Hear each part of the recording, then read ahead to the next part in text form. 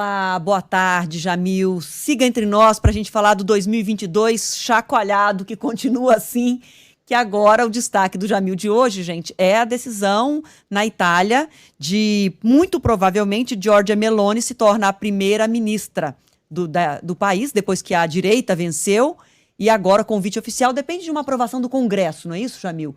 Mas tudo indica que ela consiga montar o governo. Isso, Adriana, bom dia, boa tarde para vocês, Fábio, boa Fala, tarde a Jamil. todos.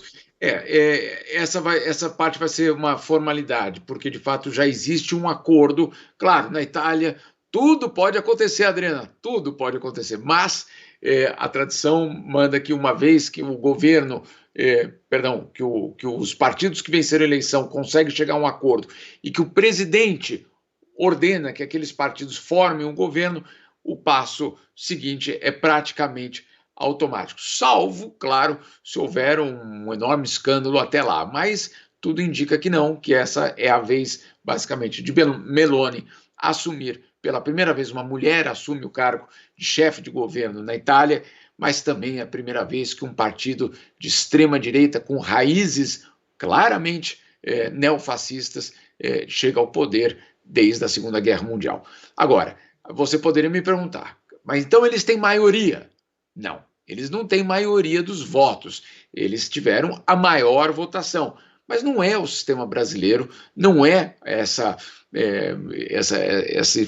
forma de elaboração, basicamente, de um governo que nós temos no Brasil, mas também nos Estados Unidos, na França, em tantos outros países. O partido do Meloni, ela conseguiu só 26% dos votos, ou seja, muito distante de você poder imaginar que isso representaria uma maioria. Não, não é uma maioria.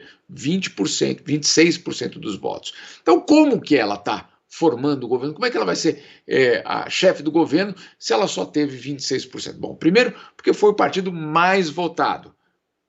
Os votos foram espalhados. Então, o partido mais votado teve 26%.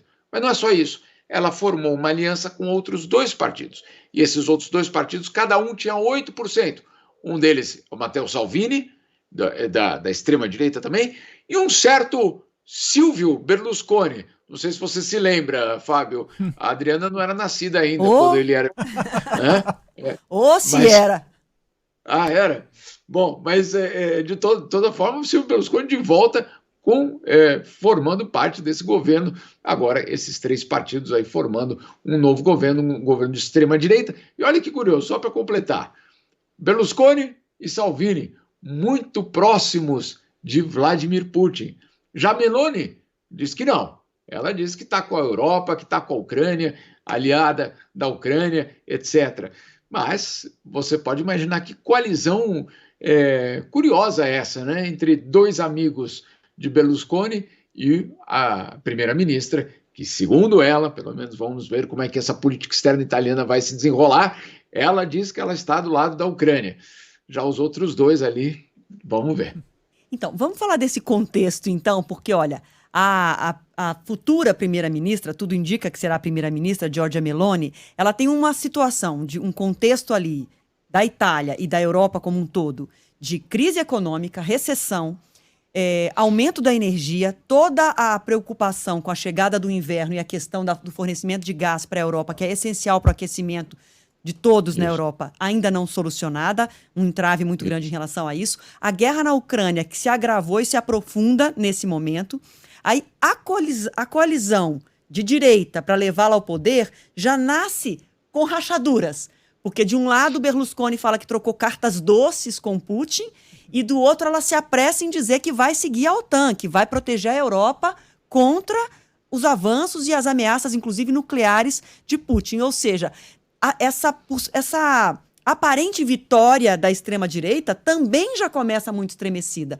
E, de alguma forma, é claro que num contexto um pouco diferente, bastante diferente, mas, assim, de alguma forma a gente pode fazer um paralelo com o que a gente vive aqui no Brasil, Jamil, que se tem uma coisa que a gente tem certeza em relação à eleição de 30 de outubro agora, é que qualquer que seja o vencedor, iniciará um governo numa rachadura muito grande, com metade da população considerando que não há legitimidade no eleito. Então, assim, é uma crise política muito grande no mundo e a Itália é um bom exemplo disso do que a extrema-direita, que se considera vitoriosa, vai enfrentar, né? Perfeito, Adriana. E de fato, vamos fazer a conta. Aí eu peço para o Fábio ajudar, porque eu sou de humanas. Manda.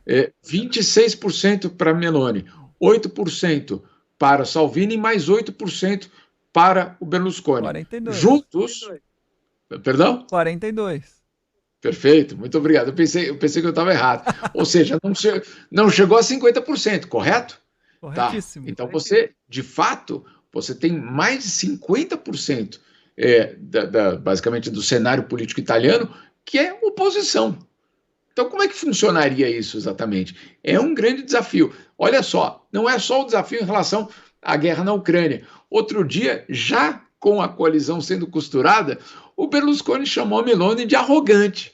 Então, você imagina o clima desse novo governo, né, que um dos parceiros já chamou a chefe ali da coalizão de arrogante. Isso porque ela estaria resistindo, nomear alguns dos ministros que o Berlusconi tinha solicitado, etc. Enfim, você vê aí que, obviamente, vai ser um grande desafio. Agora, em 2018, na última eleição italiana, Adriana, eles levaram 3 meses para formar um governo. 3 meses. Dessa vez foi menos de um mês. Então, eles estão comemorando. Né? Eles estão dizendo, olha, que eficiência, olha que rápido. Agora, é isso que você colocou.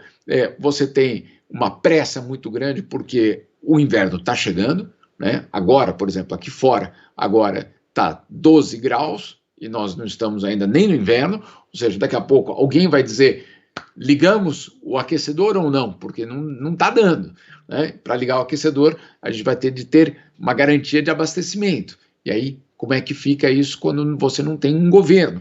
Então, sim, tinha essa pressa. Tinha outra pressa, que é como você citou, a questão da guerra, a questão, inclusive, militar.